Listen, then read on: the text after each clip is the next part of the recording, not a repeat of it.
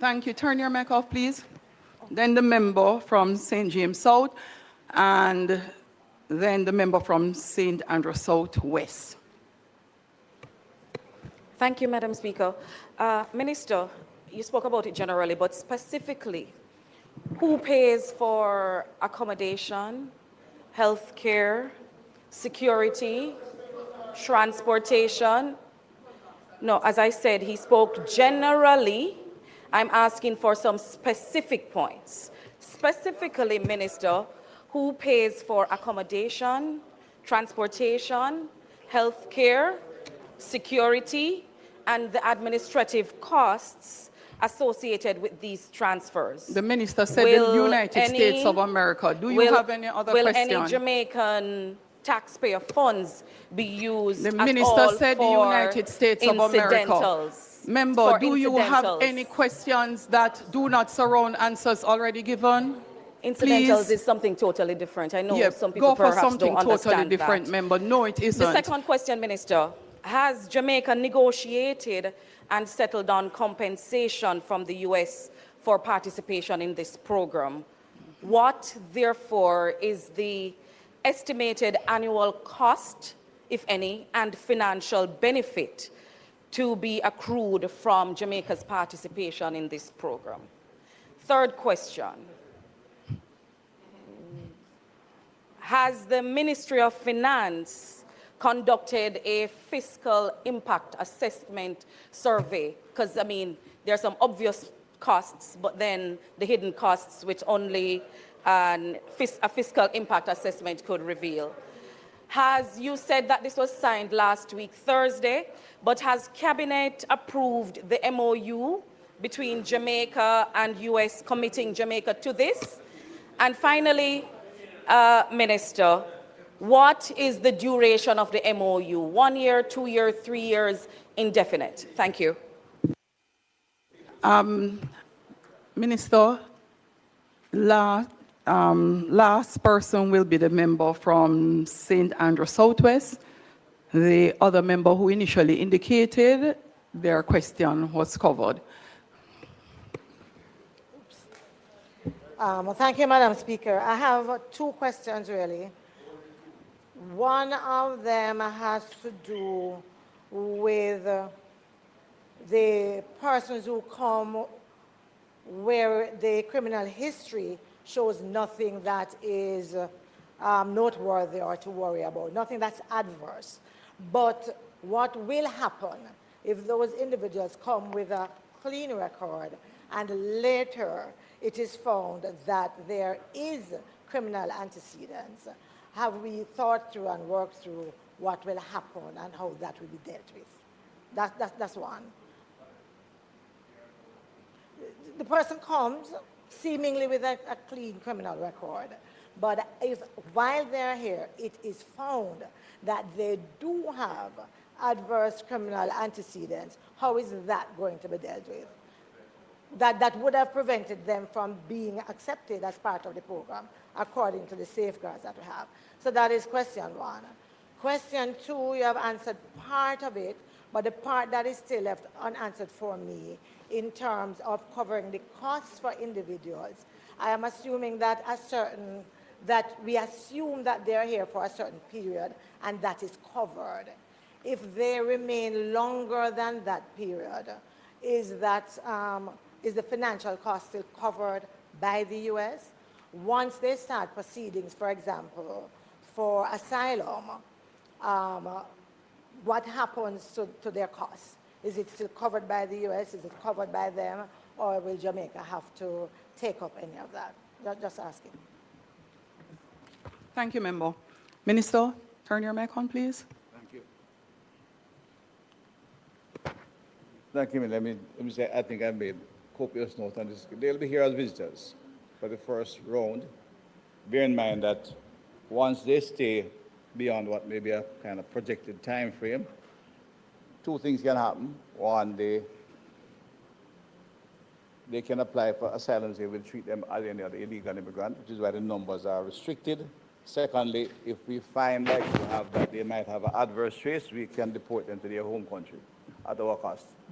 and the power of the minister remains intact and is not breached by any agreement, we can deport any undeserved visitor we have in the country. Okay? Capacity of the IOM is not one that we are going to be, have to go into. We have an understanding that they will provide certain services. Again, if the agreement is being pursued and we find that they cannot be with 25 people, because the numbers is what we have agreed to, then we'll have to examine their operational activity at that point in time. They are sent here by the United States government as illegal immigrants. They don't have a choice in where to go. If they have a choice, they'll stay in the United States. And they're offered to be returned to their home country. Once they get here, we are part of the operational detail we are seeking to settle is location. We have to identify a venue where they can stay, and that is part of what we have to do before we operationalize the activity. And no one will be sent here until we settle that, an appropriate location for them to stay, and they cannot be detained, and they cannot be a place which is signal sent that they're going to be detained.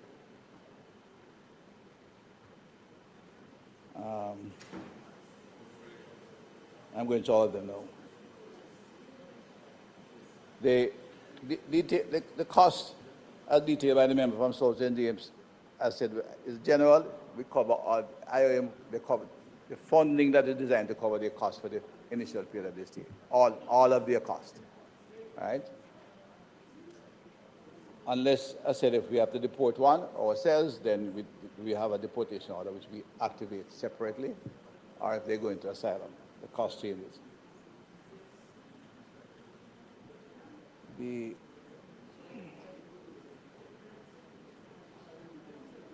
There is no compensation we derive from the United States government. It's an agreement we have negotiated. As I said, the United States government is one of Jamaica's primary partners in terms of both trade and security, and we negotiate this. In this case, they asked. When we were to receive our IRMs, we asked for a negotiated agreement, and they send us the numbers we're saying, 2 flights a month. In this case, they asked us to accommodate their policy program, and we, in negotiation, did so. There's no compensation there. The United States, as a partner in security, they are our primary partners in security. And in times of emergency, they are always available. In the passage of Hurricane Melissa, they were particularly helpful beyond security. Their major helicopters were most critical in the initial phase. They were in your constituency, delivering goods and taking personnel because we didn't have that kind of equipment. And they're always on standby for that kind of activity at any time. Our relationship has not, we may vary in the public perception, but we have had a very strong relationship with the United States government for a long time. And I said their security arrangements in particular have been strengthened in the last few years and has worked extremely well in us identifying and disrupting both transnational criminal activity, gangsters and otherwise in our country. Up to recently, I've seen that they arrested some 5 individuals who are major shippers of guns in the United States, and that came about because of major bilateral cooperation in dealing with the illegal trade of firearms coming to Jamaica. The Ministry of Finance naturally would not be consulted because the primary cost to us will be the deployment of our staffing and their establishment, which is why, again, the numbers were set at the number they're at, that we can manage that number in addition to what we are currently doing with other immigration activities. So there would be no particular need to get a special assigned budget either from the Ministry of Finance or to seek further funding from the United States. As indicated again, I repeat, the program, Madam Speaker, is such that we can pause at any time. Either side can pause for whatever reason, and when we pause, review and look on. They are not like to be any expansion in numbers, I repeat, because we have negotiated to get a number we think we can manage. Given the activities in the Caribbean and around us, it may be that if other numbers increase, we may have to decrease these numbers. We're not likely we'll have to increase them because the instability in some of our neighbors may force other individuals come to Jamaica and we deal with them. in the, yeah, it was, basically, it had to be approved by cabinet, and that was done before. When cabinet gives instruction to the ministries, they instruct us on the basis of a draft MOU, which we then take to our partner, and when we discuss it, it was accepted, and we signed off together, same time. And the is an understanding which is clearly open-ended. Yeah, right. Let's see if I left. Your two questions again. If the adverse trace is found here, after they come here, I think a case like that, we would deport them. A member from Southwest St. Andrew, if the adverse trace is discovered when they arrive because they did not identify them initially, we would not allow, if they have an adverse trace, we can deny them application for refugee status, and we deport them to their home country. And on international law, the home country is obliged to reaccept them. And that's important. If the adverse trace is discovered when they come here, by continued collaboration and further investigation, we send them home immediately. I think that covers all.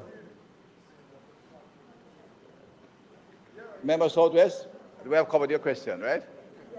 All right. Thank you, Madam Speaker. I think we have covered it. Turn your mic off, please, Minister. House Leader. Thank you, Madam Speaker.